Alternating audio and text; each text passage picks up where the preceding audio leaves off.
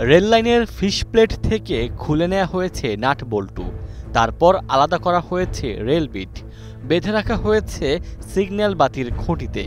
এ ঘটনার একটি ছবি ছড়িয়ে পড়েছে সামাজিক যোগাযোগ মাধ্যমে। দুর্বৃত্তরা এসে রেল লাইন কেটে দিয়ে এরা চলে গেছে। তখন এলাকাবাসী সবাই বলতেছে, বলা বলি করতেছে রেল লাইন কাটে দিছে। আল্লাহর একটা অশেষ রহমত, যদি রেল লাইন কাটা অপেক্ষা যদি গাড়ি আসতো তাহলে অনেক লোক হতাহতি হতো।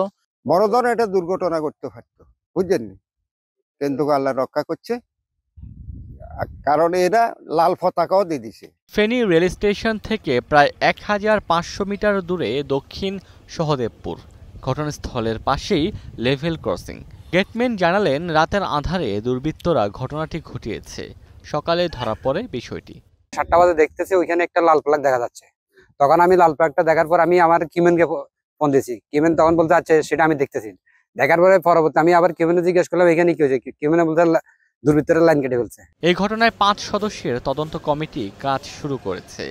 এখানে আমিনুল ইসলামের দূরদর্শিতাই বলবো, সে তাৎক্ষণিকভাবে দেখে আমাদেরকে ইনফর্ম করাতে আমরা দ্রুত রেল লাইন মেরামতের ব্যবস্থা নিতে পারছি। আমাদের একটা তদন্ত কমিটি হয়েছে, ৫ সদস্য বিশিষ্ট কমিটি। ডিআরএম মহোদয়ের নির্দেশে আমরা ৩ দিন সময় দিয়েছেন। এই ৩ দিনের মধ্যে আমরা এটা অনুসন্ধান করব। পূর্বাঞ্চল রেলপথে নিরাপত্তা জোরদারের আশ্বাস দিয়েছেন সহকারী নির্বাহী প্রকৌশলী। Desk report, star news.